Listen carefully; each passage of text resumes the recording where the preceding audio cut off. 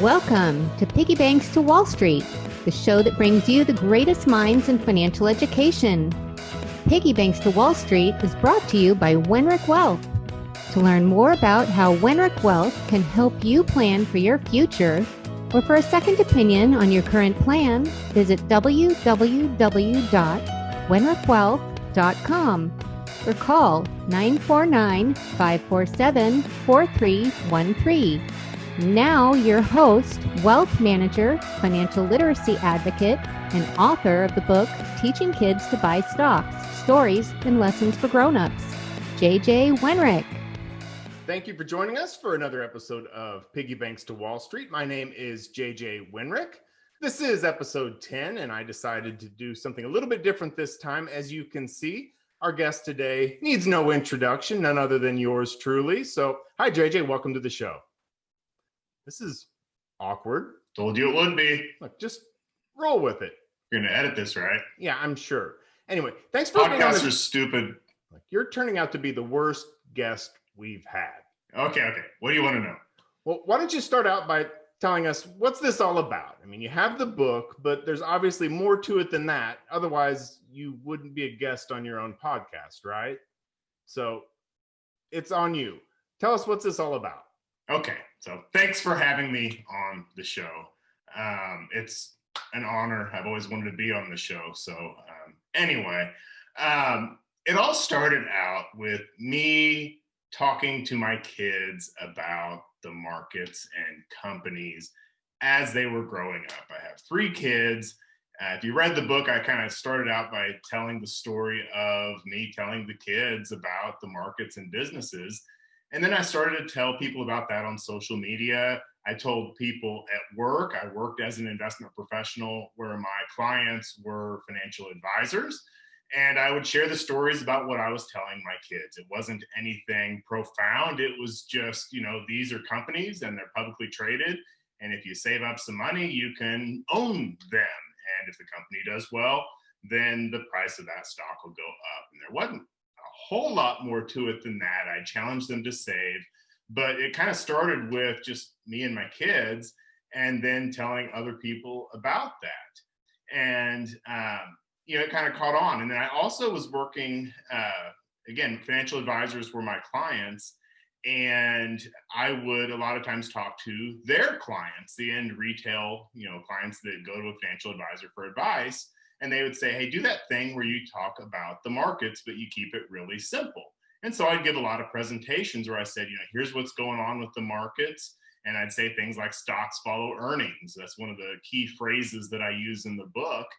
And just telling that story in a simple way, kind of talking about the markets in a simple way, I just felt like, there needs to be something out there that makes the markets not so complicated, that talks to adults as if they were kids, not in a condescending way, but kind of spoon feeds it in a way where it's not full of jargon, where it's easy to consume, it's fun to consume.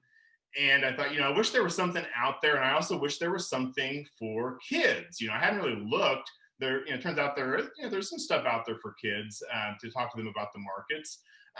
But I wanted to kind of put something out that, I hadn't figured it out yet, but wanted to put something out that would kind of get that message across that we need to talk to our kids, but also just talk to grownups in a way that wasn't so complicated. And so it kind of just started out me thinking about that, talking to a friend of mine saying, I'd like to do something for kids. I'd like to do something for financial literacy. And he said, what, maybe you should write a book. And it kind of started with that. And I kind of noodled on it. And, one day while I was waiting for a client meeting for a dinner, they were late. And I just started typing on my iPad, type. Turns out 15 minutes late, I just typed away. Suddenly, 15 minutes, I'm like, hey, where are they? I look up and they'd been sitting, on the other side of the restaurant. I hadn't even noticed that, that they were there. But, we went on, had our meeting. But that first, 15 minutes of typing, that ended up sticking. A lot of that stuff I typed, that first couple lines, that ended up being the first few lines in the book as well. Yeah, I remember that, oddly. So So you're typing in the restaurant, you get your intro out, eventually you keep writing and writing. Kind of tell us about that process, the actual process of writing a book, having never done that before. Yeah, I think that's a key point, having never done that before. So the process of writing, pretty much from that moment on, after that day in the restaurant, that happened to be in Hawaii, where I travel as part of my territory. And rather than any free time, spending at the beach or doing anything fun on a trip like that, I started writing, and that was the case every waking moment from that point forward. That was about February in the year, and I'd given myself a deadline of my birthday to have the first draft of that manuscript done. So I just hustled, and work all the time to get that manuscript done by October. And it evolved over time, because it started out, I thought, am I writing a book, for kids? Am I writing one for parents? What is this? And as I started to write, it kind of evolved into something that, all right, it's probably more of a parenting book, but a teen can take it and run with it. And just, it evolved into something where it's, it teaches you the basics, but it's fun to read. It's not too intimidating. But that whole process of writing the book was definitely something, I hadn't written anything that long since college. And that was 20 years ago. So there was the writing process, having to kind of organize my thoughts. A book is so big, it's hard just to organize where you put stuff. So that was a challenge. And so there was that part of it, but then also just the book business side. I'd never created a website before. I'd never marketed a book. I knew nothing about publishing. And so I had to learn all of this stuff. And to this day, I continue to have to, learn something new. I mean, just little things about, the technicals of, making sure a document is, ready for an upload in the right manner. And so, doing so many of these things on my own, I did try to find a agent and a publisher. But one thing I learned about the book business is you're supposed to build your audience first and then write the book. And, I was a corporate guy. I had no audience. And I'm like, I'm going to write a book. There's a need, there's demand. It's going to be good. I figured, all right, someone's going to pick it up. Well, it turns out, once you self-publish something, it's hard to get picked up by a big name publisher. And so I'm doing a lot of stuff on my own, our marketing. But that's okay. We live and learn. And, Jody and I, it's just unbelievable the amount of things that we've learned, in the last couple of years on this journey. Yeah, you're right. It's a lot of little things. And when you're learning them on your own, it takes a lot of time. There's the marketing, the social media. How do you put the press release together? How do you get someone to even care that you did a press release? How do you get into the bookstores? Just, so many little things. Video editing, podcasting. Hey, it's, and you never know which little thing is opening a big door and which one is not. So, nothing works, so do a lot of it is a line that I always heard. So, of all of the things, what's been the most difficult or challenging part of this whole process?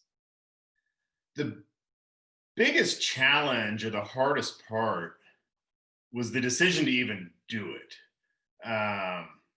or to finish it and go through with it. So just kind of give you some backstory.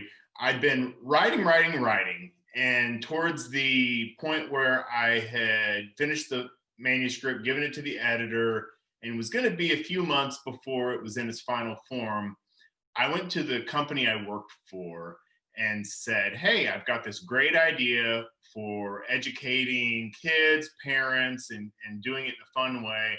I think it would be good for business because it'd be my book, but I think that it would just help kind of get not just my name out there, but be good for the company name as well, to be an advocate for financial literacy. And so, but knowing I was in a regulated business, knew I had to get permission since it was investment related. So I submitted the idea just in very vague terms to the compliance department of the company I worked for. No, didn't give them a manuscript. They figured they would ask for it and then I would give it to them. But they never even asked for it. They said, no, you can't do it. It's going to be too complicated compliance-wise. No. And so I'd already written the book for the most part, and it really, had my heart set on it, had an anonymous social media account set up for it, but, was kind of pumped. I mean, I'd written a book and I, felt like it was really good and couldn't wait to get out there and talk about it. And here they were saying, no, you can't do it. And, it was a good job. And I had to dig deep and decide, what do I want to do? Do I want to find a different job? Do I want to just swallow it and not do it? But as I was writing it, there was some angst in my system anyway, just about that job and that career before this had happened. And I think I'd used some of that energy to fuel me to write the book. And so I'd kind of already been thinking for a couple of years, I'd really like to go back into helping people and, in a more direct way and being a financial advisor. I just really wanted to go back to helping that end client and not just advising financial advisors. And I thought, you know what? I'm not exactly sure what's next. Maybe I'll find another job, or maybe I'll finally pull the trigger and build my practice again. But the first thing I'm going to do is I'm going to finish this book and I'm going to learn how to market it. And I'm going to start to build that audience and hopefully help some people by getting this out there.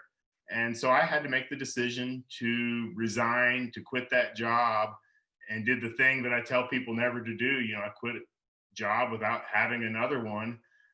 But I've been saving my money. I've been investing my money. And, part of why we save and invest our money is so that we have some financial independence and some financial freedom. And I might not have saved up enough to retire at that point. I had just turned 40, but I'd saved enough to have a little bit of flexibility and freedom to decide what was going to be next career-wise. And I've taken the last couple of years to market the book, publish the book, teach classes to teens, teach classes to adults, and started to build my practice, Wenrich Wealth. And, it's off to a fantastic start here. And just, so tickled to death to be doing this for a living. And, can't wait for the next 20, 30, 40 years to keep helping people with my practice. So, everything happens for a reason. It hasn't been easy along the way. I'll admit that making that decision, it did put me into a bit of a downward spiral emotionally and mentally. But, having gone through it, I'm just really glad that I have the book out there, glad I'm on the journey I am, and just really looking forward to all the steps along the way going forward. It's quite an amazing feeling when you start to figure out, I don't know, not to be hokey, but what you're meant to do. And when you kind of feel that calling, there's no better way to describe kind of how it all came about other than it was a calling to get started, see where it takes you, and then, maybe have to make some pretty difficult decisions along the way. But in the end, sounds like, it all comes around and is worth it. What's the best part of this whole process so far as we finish up? I think the best part is that I feel like with both of my businesses, with the book media type stuff, and then with Wenrich Wealth, I feel like we're helping people. I'm taking over for a guy that is retiring over the next couple of years, and he's become just one of my best friends. And one of the things he says, he goes, I wanted to find someone to take over my business so that I can share my knowledge with that person, because I don't want this to just all die with me. If I die without sharing this information, then it dies with me. And I kind of feel the same way, that I wanted to share this, these stories and these lessons in this manner that I felt like hadn't been done before. And then I wanted to build my practice where I'm helping people directly. So helping people indirectly through the book and through the classes and the education stuff, but then also helping people directly with my business. Not only is the knowledge there to try to help with the education side, but I'm doing the research on investments anyway. I was doing all this stock research, all this market research just for myself for, 20 years. And it feels really good, since I'm doing the work anyway, to take some other folks along for the ride with me. That feels good to be able to share that with others, and to do it professionally with my business. I hope to do this for a really long time. So I'm just, that's the best part, is that I feel like, I'm doing what I'm supposed to be doing with my time on earth. And that's what I was, in that last job, that's where the angst was coming from, is I didn't feel like I was adding value. And now I feel like I am. So hopefully I am. I'm at least going to keep trying to. So yeah, that's been the best part. Well, that's fantastic. Not that you had much choice, but thank you so much for being on Piggy Banks to Wall Street with me today. Thanks so much for listening out there, everybody, and for tuning in for 10 episodes now. We'll see what we're going to do with the future. I do want to keep the podcast going, but we are going to take a little bit of a break while I do focus on Wenrich Wealth for a little while. But with that, thanks so much for 10 great episodes. Looking forward to seeing you next time. Have a great one. Bye-bye. This podcast is sponsored by Wenrich Wealth. To learn more about how we can help you plan for your future, or for a second opinion on your current plan, visit our website at www.wenrichwealth.com or call 949-547-4313. Securities and advisory services offered through LPL Financial, a registered investment advisor, member FINRA and SIPC. Wenrich Wealth, teaching kids to buy stocks, Golden Seal Productions, and OC Talk Radio are not affiliated with LPL Financial. The opinions in this matter are for general information only and not intended to provide specific advice or recommendations or a substitute for specific tax or legal advice for any individual. We suggest that you discuss your specific situation with a qualified tax or legal advisor. No strategy assures success or protects against loss. JJ's book, Teaching Kids to Buy Stocks, Stories and Lessons for Grown-Ups, is available at Amazon.com, BarnesandNoble.com, and other fine book retailers. Learn more at TeachingKidsToBuyStocks.com. Piggy Banks to Wall Street is proud to be a part of the Golden Seal Productions family of shows.